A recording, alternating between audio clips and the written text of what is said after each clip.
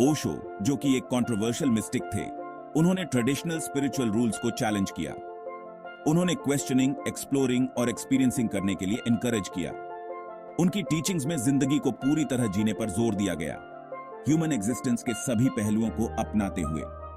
उनके अप्रोच में मेडिटेशन के साथ साथ लाइफ को सेलिब्रेट करना भी शामिल था, जिसमें सेंसुअलिटी भी शामिल है। ओशो की टीचिंग्स उन लोगों को बहुत पसंद आई जो डॉगमा से परे सेल्फ डिस्कवरी का रास्ता खोज रहे थे। स्पिरिचुअलिटी पर उनका पर्सपेक्टिव सिर्फ रिनंसिएशन तक सीमित नहीं था। उनका मानना था कि स्पिरिचुअलिटी को एवरीडे लाइफ में इंटीग्रेट करना चाहिए। इसमें ह्यूमन रिलेशनशिप्स और एक्सपीरियंसेस की पोटेंशियल को एक्सप्लोर करना शामिल था। ओशो सेंसुअलिटी को सैम्भॉग समेत स्पिरिचुअल अवेकनिंग का रास्ता मानते थे। उन्होंने सोसाइटल टैबूज को चैलेंज किया और लोगों से आग्रह किया कि वे इन पहलुओं को अवेयरनेस और रेवरेंस के साथ अप्रोच करें। ओशो की टीचिंग्स आज भी इंस्पायर और प्रोवोक करती हैं। वे हमें अपनी इनहिबिशंस को छोड़कर अपनी ट्रू नेचर को अपनाने के लिए इनकरेज करते हैं। ओशो की लेगेसी उनके इस इन्विटेशन में है कि हम अपने होने की डेप्थ्स को एक्सप्लोर करें। उनका मानना था कि इस एक्सप्लोरेशन के जरिए ही हम सच्ची लिबरेशन और एनलाइटनमेंट हासिल कर सकते हैं। ओशो सैम्भॉग को सिर्फ एक फिजिकल एक्ट से बढ़कर मानते थे। वे इसे एक प्रोफाउंड स्पिरिचुअल एक्सपीरियंस मानते थे। ओशो के अनुसार सैम्भॉग का मतलब डीप कनेक्शन से है। यह दो सोल्स के मिलने, एक दूसरे में मर्ज होने और वननेस एक्सपीरियंस करने के बारे में है। यह यूनियन फिजिकल रेल्म से परे जाता है और डिवाइन की एक झलक देता है। ओशो ने सैम्भॉग के दौरान अवेयरनेस की इंपॉर्टेंस पर जोर दिया। उन्होंने लोगों को फुली प्रेजेंट रहने के लिए इनकरेज किया, हर सेंसेशन, इमोशन और एनर्जी एक्सचेंज को फील करने के लिए। यह माइंडफुल अप्रोच इस एक्ट को एक मेडिटेटिव प्रैक्टिस में बदल देता है। यह खुद को और अपने पार्टनर को डीपली समझने में मदद करता है। ओशो का मानना था कि सच्चा सैम्भॉग एनर्जीज का मिलन है। यह खुद में और अदर में डिवाइन को पहचानने के बारे में है। यही रिकॉग्निशन लस्ट को लव में और पैशन को कंपैशन में बदल देता है। सैम्भॉग अपने प्यूरेस्ट फॉर्म में लाइफ और लव का सेलिब्रेशन है। ओशो ने सैम्भॉग को लेकर बनाई गई सोसाइटल मिथ्स को चैलेंज किया। उनका मानना था कि ये मिथ्स डर, गिल्ट और रिप्रेशन पैदा करती हैं।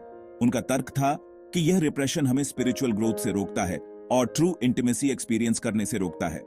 ऐसी ही एक मिथ है कि सैम्भॉग सिर्फ प्रोक्रिएशन के लिए है। ओशो ने प्लेजर, कनेक्शन और स्पिरिचुअल एक्सप्लोरेशन के लिए इसकी पोटेंशियल पर जोर दिया।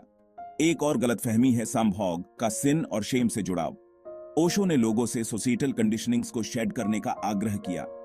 उन्होंने ओपननेस, एक्सेप्टेंस और सेक्रेडनेस के साथ इंटीमेसी को अप्रोच करने के लिए एनकरेज किया।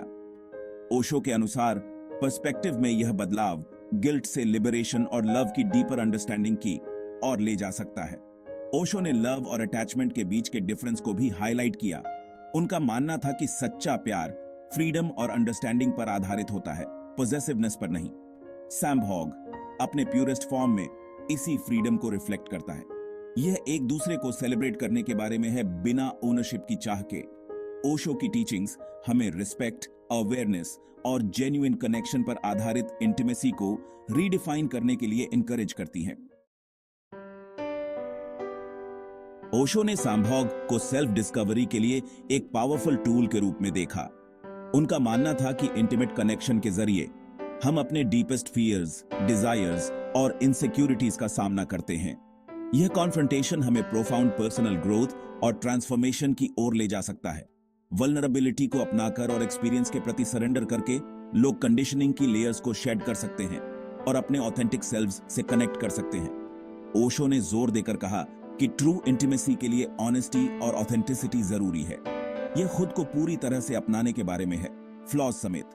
यह वल्नरेबिलिटी एक डीपर कनेक्शन बनाने में मदद करती है, ट्रस्ट और एक्सेप्टेंस को बढ़ावा देती है। इस प्रोसेस के जरिए हम खुद को और दूसरों को और फुली लव करना सीखते हैं। ओशो की टीचिंग्स हमें सैम्भॉग को एक मिरर के रूप में देखने के लिए प्रेरित करती है। यह हमारी इनर स्टेट को रिफ्लेक्ट करता है, हमारी स्ट्रेंथ्स और वीकनेसेस को रिवील करता है।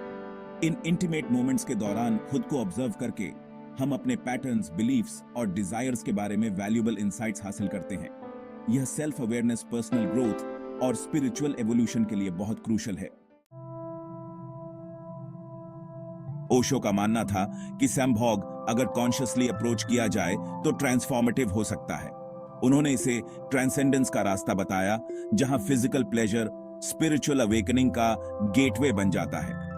फुली प्रेजेंट रहकर हम एनर्जीज के मर्जिंग को एक्सपीरियंस कर सकते हैं, जो हमें ब्लिस और यूनिटी की स्टेट में ले जाता है। ओशो के अनुसार यूनिटी की यह स्टेट सिर्फ फिजिकल रियलम तक सीमित नहीं है, यह हमारे इमोशनल और स्पिरिचुअल सेल्व्स तक फैली हुई है। कॉन्शियस इंटीमेसी के जरिए हम इमोशनल वाउंड्स को हील कर सकते हैं, पास्ट ट्रॉमास को रिलीज कर सकते हैं और प्रोफाउंड लव और कंपैशन एक्सपीरियंस कर सकते हैं। ओशो की टीचिंग्स सैम्भोग में रिस्पेक्ट और रेवरेंस की इंपॉर्टेंस पर जोर देती हैं। यह एक्ट की सीक्रेटनेस को ऑनर करने और खुद में और अपने पार्टनर में डिविनिटी को पहचानने के बारे में है। यह अप्रोच प्लेजर के एक साधारण एक्ट को एक प्रोफाउंड स्पिरिचुअल प्रैक्टिस में बदल देता है। सैम्भोग पर ओशो का पर्सपेक्टिव सोसाइटल नॉर्म्स को चैलेंज करता है और हमें अपने होने की डेप्थ्स को एक्सप्लोर करने के लिए इनवाइट करता है। वे हमें अपनी इनहिबिशंस को शेड करने, अपनी ट्रू नेचर को अपनाने और कॉन्शियस इंटीमेसी की ट्रांसफॉर्मेटिव पावर को एक्सपीरियंस करने के लिए इनकरेज करते हैं। सैम्भोग को एक स्पिरिचुअल प्रैक्टिस के रूप में समझकर हम गिल्ट, शेम और फियर से आगे बढ़ सकते हैं।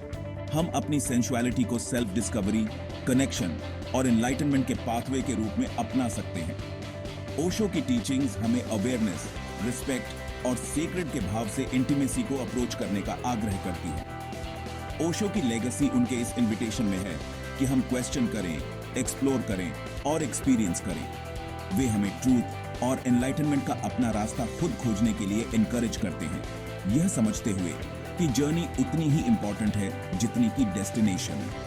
सैम्भोग को कॉन्शियसली समझकर और प्रैक्टिस करके हम सेल्फ डिस्कवरी और स्पिरिचुअल अवेकनिंग के इस जर्नी को शुरू कर सकते हैं।